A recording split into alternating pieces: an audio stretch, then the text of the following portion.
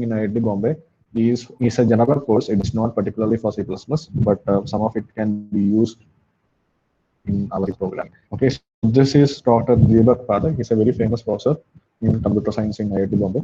So the slides are very neatly and understandable even for beginners. So I have just taken it directly. Fine. So actually, this part in this slide, it says what was being discussed in the previous classes. So we have not started sequential execution of statements, which is the last one, but we have actually looked at all this part. Okay, so we'll go to sequential execution once we finish conditional. Okay. Now, coming to overview of this lecture, we are going to look at something called as a conditional execution of statements in C++.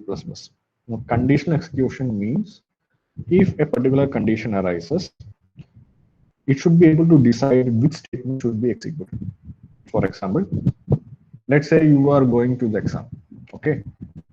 Going to write the semester exam. The semester exam is very important for you. This is your last chance, maybe the last supply you might, or last supply that you can write or something like that. And suddenly you are in bus and suddenly there's a big block. Now that's a condition because you don't expect that. Okay, so when you have that condition, now you want to decide what you want to do. Whether you should get out of bus, take an auto, or whether you should wait, hoping that the block will get dissolved, something like that.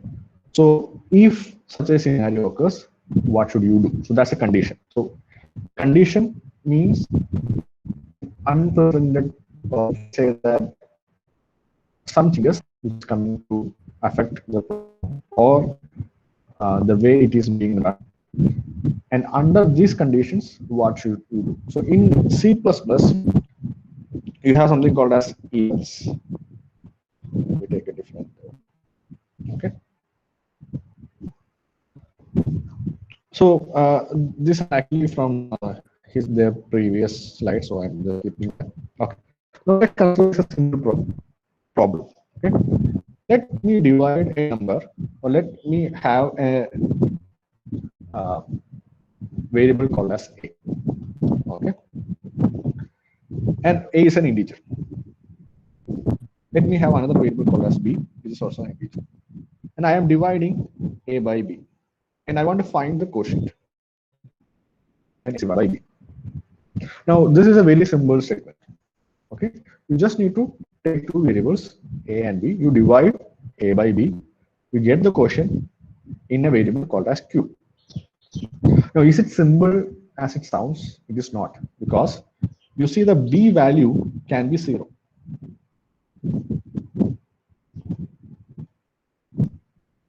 Okay, and that whenever you have some such kind of division by 0, actually the computer doesn't know what to do, and it might crash the program. So it's a very serious condition.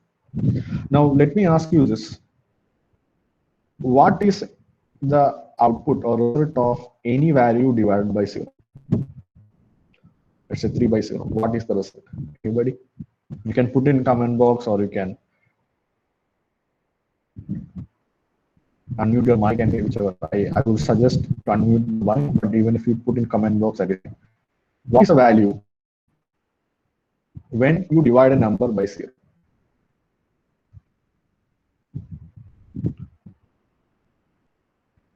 Okay, Sana is saying infinity. Anybody else?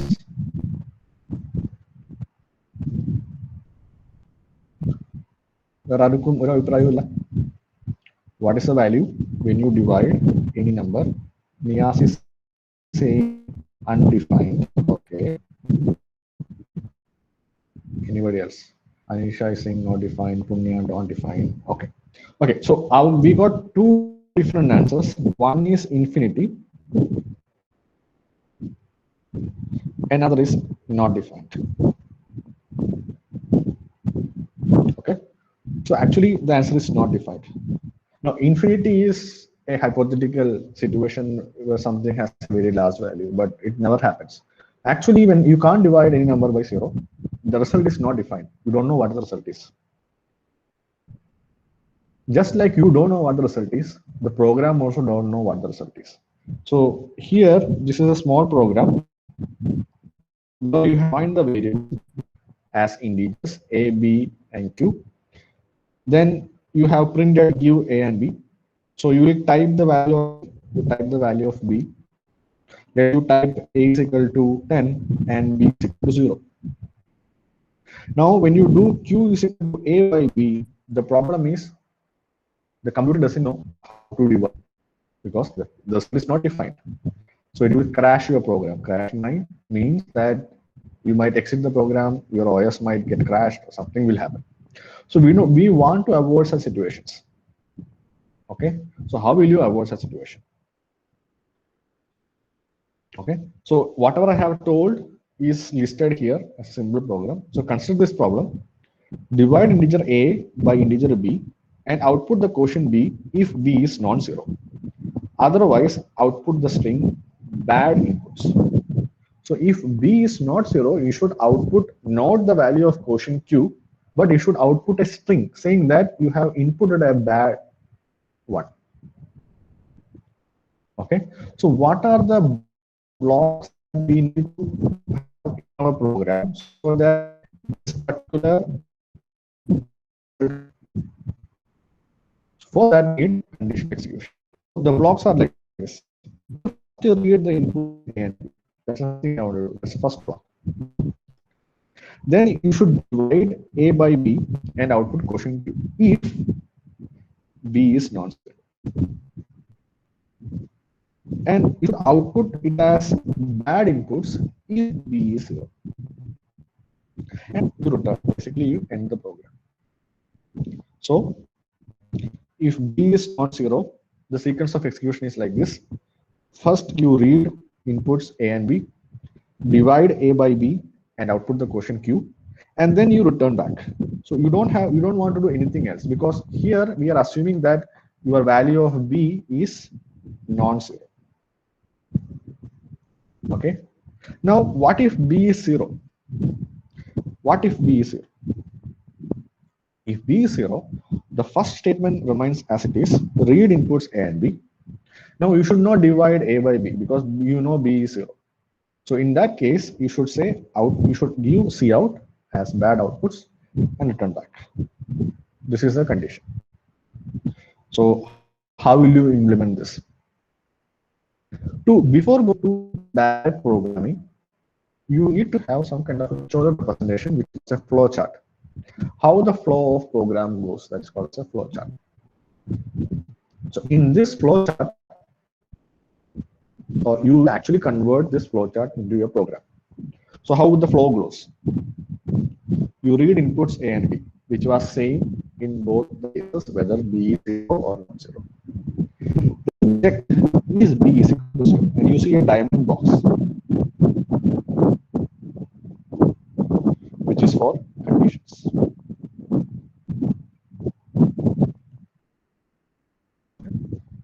Is b 0? Is b 0? If it is no, then you can directly compute the quotient of a by b. There is no problem. And you can return. So this box and this box remains the same whether b is 0 or not. Okay. So only change that is happening is in this part. Now if b is 0, if the answer is yes, then you should give the output as bad inputs. Okay. So this is the flow. Okay.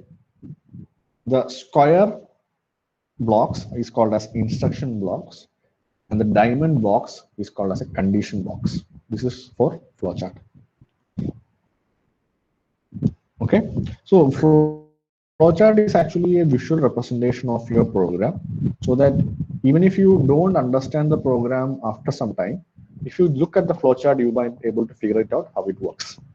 Okay, so the important thing is once you have a conditional block like this, the flow of program can be either to this block or to this block. For example, one flow is it can flow like this, go like this, go like this, go like this, and comes here. That is one flow. when B is not 0. The other flow is it comes from here, goes here, goes here, and goes like this. This is the next flow. So you see that this statement, which is after the diamond box, executes only once, or executes either one of them, not both of them at the same time. Okay, this is the flowchart representation. Now let's look at the program. So I am assuming that here in this program, I have defined B, I have defined A, I have defined quotient. So basically what I'm saying is I have already, in my program, I have already said int A comma B comma quotient. This I have already done. This if else is the only part that I have shown here. So you have an if statement and you have an else statement. If B is equal to 0, then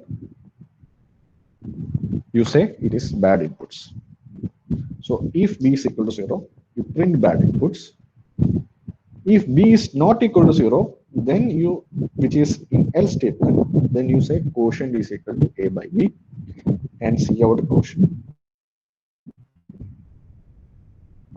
Okay, so if you look at it here, you will input B only once. So let's say I input B is equal to 2. I gave an input. So it will come here, checks if B is equal to 0. Now I have inputted as 2. So the value of B is 2, which is not equal to 0. So it will not come inside this box. To directly go to else statement and execute these statements.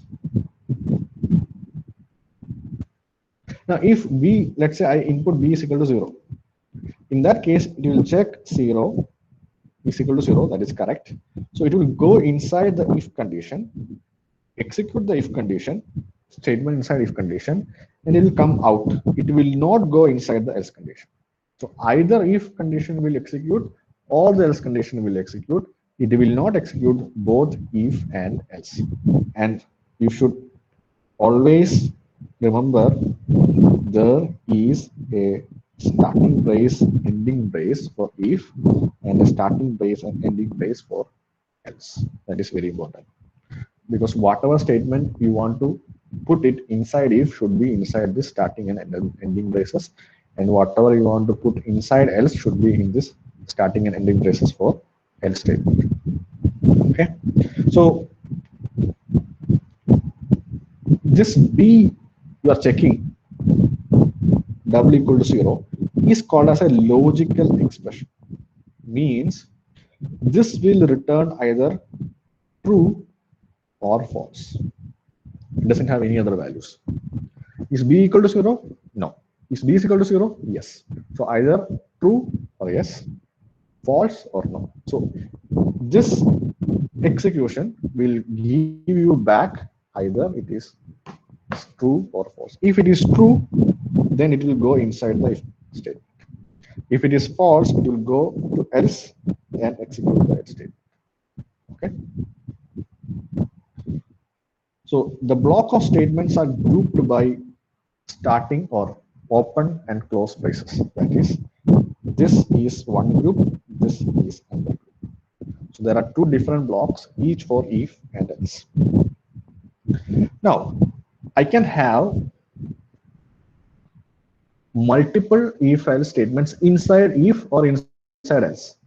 So if you look at here, if remains the same. Now inside else, I have another if statement. I can have any number of if statements or any number of if else statements inside if and inside else. So here I am checking if B is equal to 1, then the quotient A by B is basically is equal to A. You don't want to do any division. You are wasting your resources by doing division. So I am checking if B is equal to 0. If it is 0, then you say bad input. If it is not equal to 0, you put inside else. And first you check if B is equal to 1. If B is equal to 1, then why do you want to input A and B? Because you know the answer is A, right? So I am asking, are you joking? Like, are you that much not good in maths? Else, then this else is for this if. Else, you say quotient is A by B, Cout quotient, print the quotient. So usually there will be confusion which else belongs to which if. The else will belong to the if just above it. For example, this else belongs to this if, this else belongs to this if. Okay, so I can have if, if.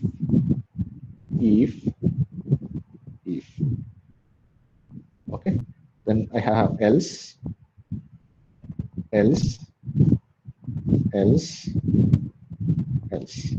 So this else belongs to this else belongs to this else belongs to this if, and this else belongs to this if. Okay. So when you are having, this is called as nested else if or if else. When you are having multiple if else's, make sure you put an indent, means you have if here, then you have some space here, then you type if, then you have a space here which is called as an indent, then you type if. So you know that which else will belong to which if. Okay, so you can have any number of if else inside else and if. Okay, so this is equivalent to if b is equal to 0. This is equivalent to saying if b is equal to 0, else do nothing. So even if you don't put else, that is fine. So I can write if, check another color. If b is equal to 0, you do something, and that's all. Okay, so you don't know else here. That is fine. But else, sorry,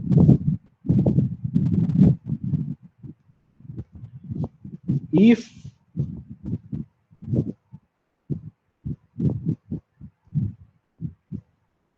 else without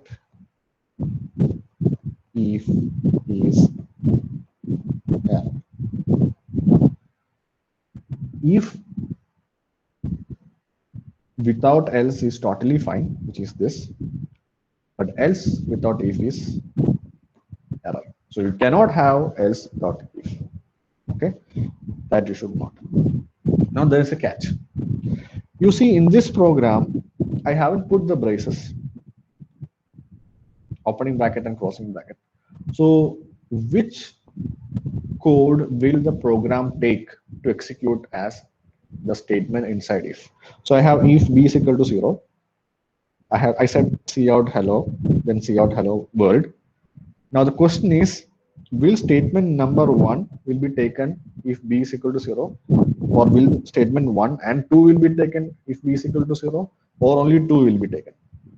The answer is, if there is no braces, the if statement is only the first statement after the if condition, and the next statement will not be inside if block.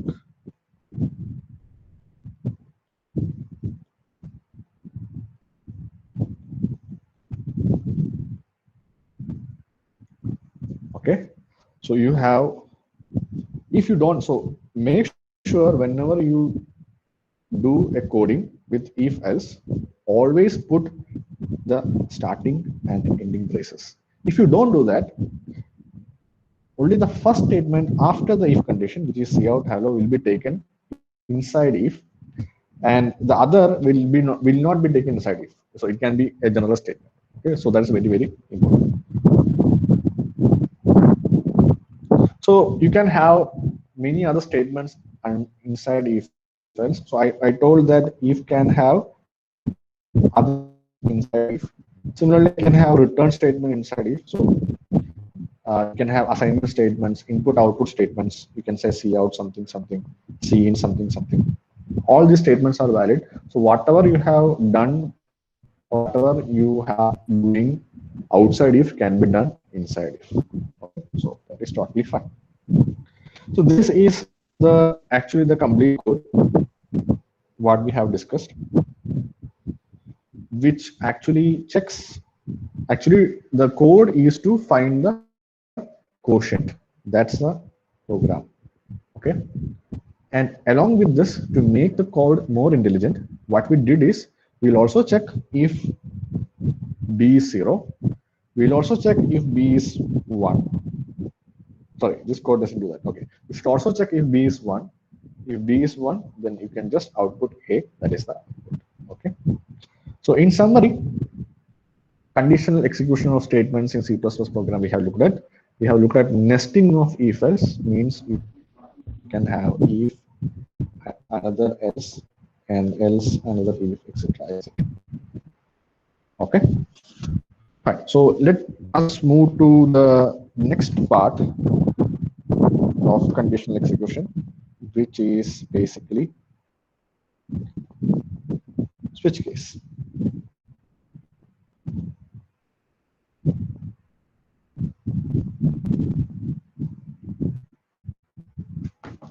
Okay, so actually this was a separate lecture in Bombay, so that's why they have put us two different slides. So you have structure of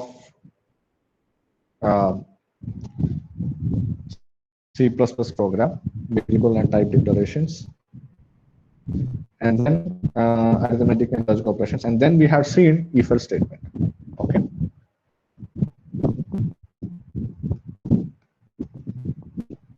Just give me a second.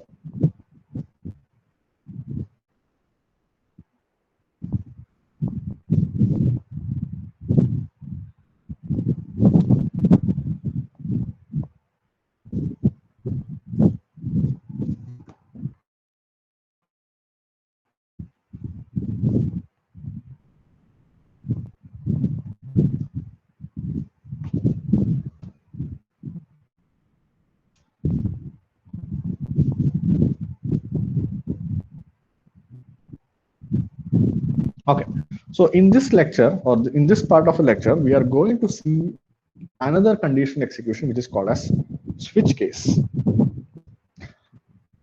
Okay, so we see why do we need switch case, and then we will see how we can do switch case conditions. So this is how regarding the other facts.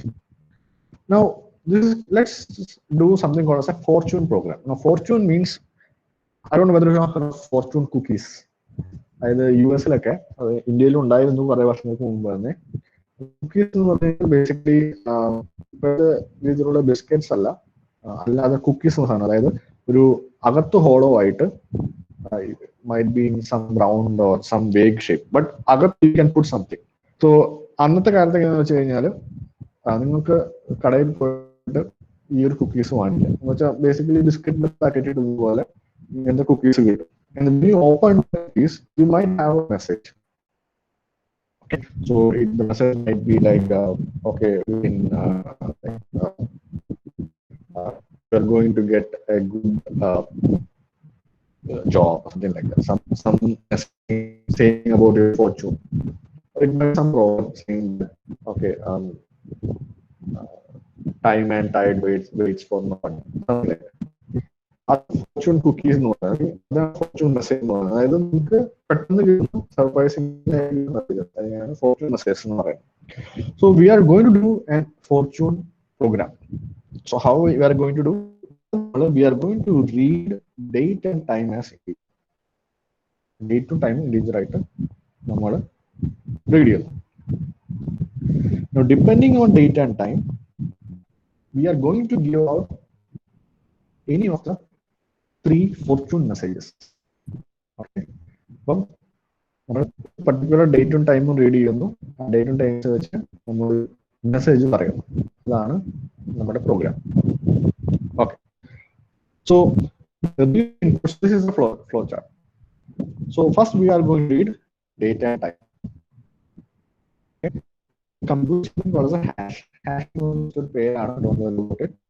Hash to some kind of time, and will come out with either of 0, 1 or 2. Date of time നമ്മൾ combine ചെയ്തിട്ട് നമ്മൾ ഒരു particular number generate ചെയ്യും. either 0 അല്ലെങ്കിൽ 2, ഏതെങ്കിലും ഒരു number generate ചെയ്യും. So any particular combination of date and time 0, 1 or 2. Now, our value in the will be inside this variable hash. Then we check is hash 0. But number നമുക്ക് മൂന്നെണ്ണം വരാം, 0 വരാം, 1 വരാം, 2 വരാം. 0 ആണ് number എങ്കിൽ then you output message 0 അല്ല. You can have two choices, 1 or 2. So you will check if it is 1. 1 ആണെങ്കിൽ you will output the next message. 0 യും അല്ല, 1 അല്ലെങ്കിൽ it is definitely 2 because നമ്മൾ number generate ചെയ്യുന്നുള്ളൂ 0, 1, 2. Then you output the this is called a function problem. This is problem. So you define 3 variables time hash. Print give the date time in this format. Then you date and time. So you will enter a value of, for example, date is 20. So I say it is 21/04/2021, and time now is 1:25. So I say 0125. So this will be date, and this is time. Next, what I do is I will add to, which is this statement, and find the remainder when this divided. When you divide any number by 3, you can have remainder 0, 1 or 2. So depending on the date and time you have entered, you will get either of 0, 1 or 2. Okay. So you divide by 3 and find the remainder after adding date and time. Now new value will be stored inside hash. Okay. Now if hash equal to 0, you print time and tide wait for no one else. You check if hash equal to 1. Hash 1 anengil you say pen is mightier than the sword. That's a fortune message. Adu allengil you say where there is a will, there is a way. Evada will undo, avada way undo. Okay, fine. So this is your program. Now if you look at this program, the program is bit messy. Football player messy alla. It is bit complicated because there is if, else, and correct കാര്യങ്ങൾ. So when you read the program, it's difficult for you to understand what it actually does. ഞാൻ ആദ്യം പറഞ്ഞ കാരണം മനസ്സിലായി. നിങ്ങളോട് ആദ്യം ഈ programme കണ്ടു കഴിഞ്ഞിട്ട് എന്താണ് ഈ പ്രോഗ്രാം ചോദിച്ചു കഴിഞ്ഞാൽ you might not be able to tell. Okay. ഇത് 3 മെസ്സേജേ ഉള്ളൂ. That is 1, 2 and 3. What if we have 10 fortune messages? That is, instead of writing 3 numbers, I generate 10 numbers. There are 10 messages. So you have if else, lot of if else's, and it is very big program. So if you have 10 such messages, you have expression is equal to constant, else, if, and it will go on. And it will be a very lengthy program. It will be difficult to read, and it is messy. Okay. So instead, we are going to have a switch case. The switch case works only when the equality of same integer expression with different constants. Okay. So if you look at here, the expression is you are checking for hash. So this is the same variable that you are checking into, and you are checking with a particular integer value. So if you are doing checking particular variable for different constants, then you can go for switch case. Okay. So instead of doing this, you can do this. You say switch hash case. Check if it is 0. If it is 0, you say time and time for no one. Break is very important. Then in case 1, then is the sort. Break.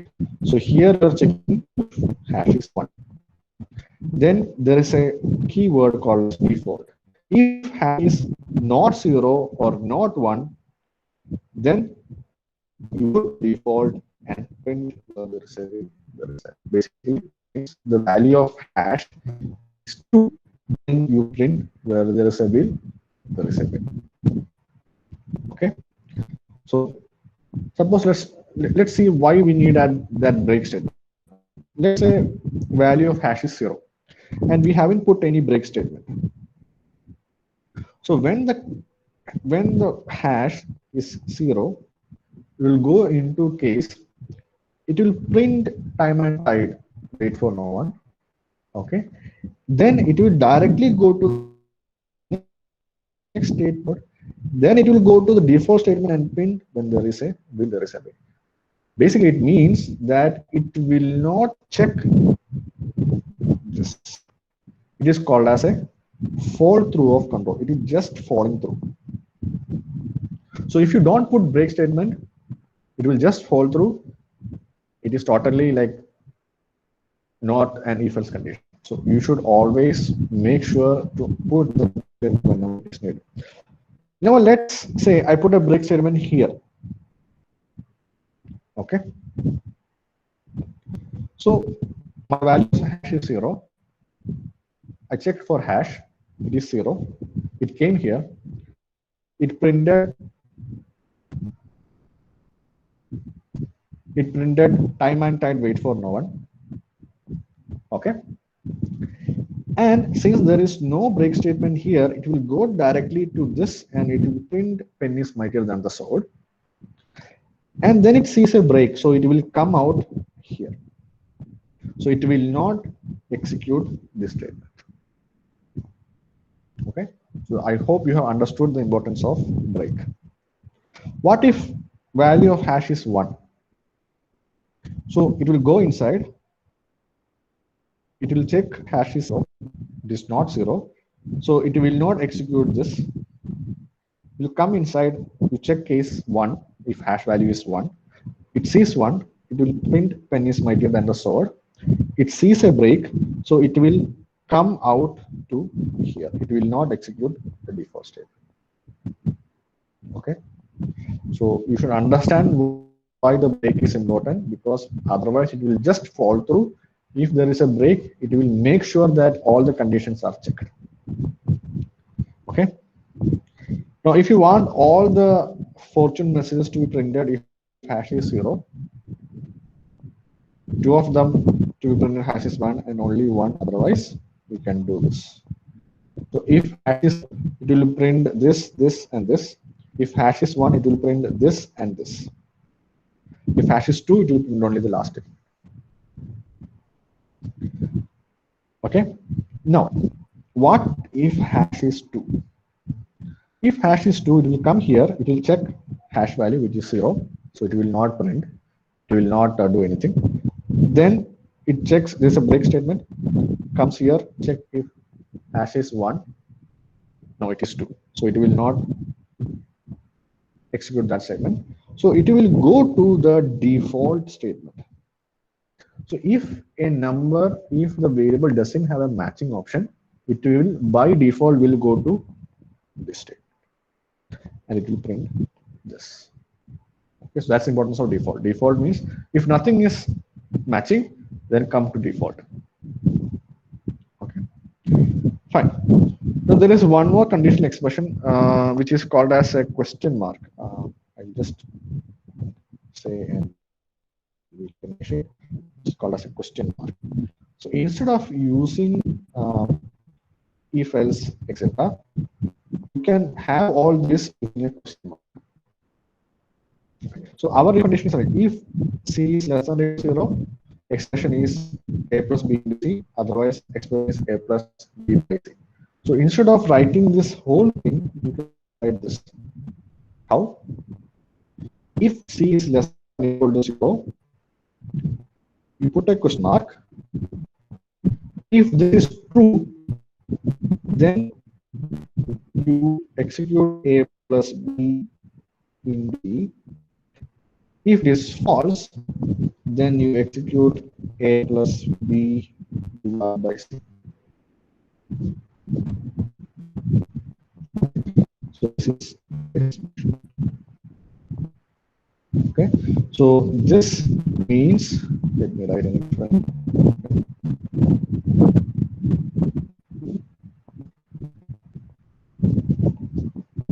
this is true, this is false.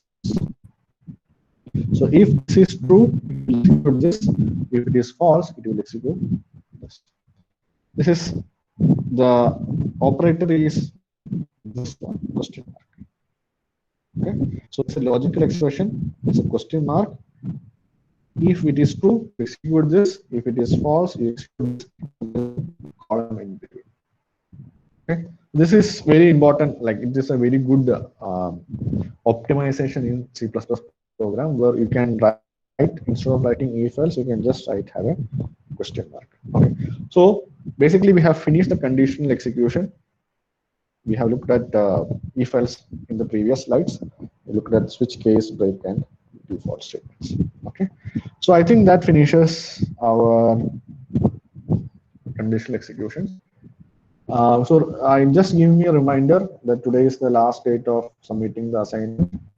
Whatever I have given as homework after the first assignment is your assignment 2.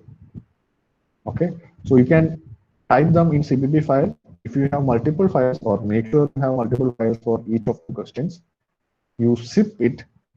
You should not rar it, zip it, ZIP, zip it and upload it. Okay, if you have any trouble in uploading assignment, let me know before that is before today 11:59 p.m. Okay, don't tell me tomorrow that sir I couldn't submit the assignment because I couldn't upload. Don't do that. If you have any problem in submitting the assignment, make sure you let me know before 11:59. I haven't evaluated assignment 1. Maybe I am a bit busy with the evaluation, so I will do it once I have time. Okay.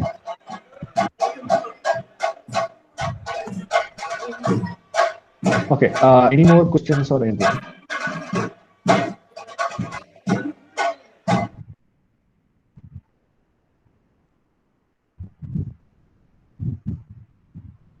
If you don't have questions, we will talk today. We'll see tomorrow morning. I think it's 8:30. Okay. So thank you for listening, and we'll see tomorrow. Bye.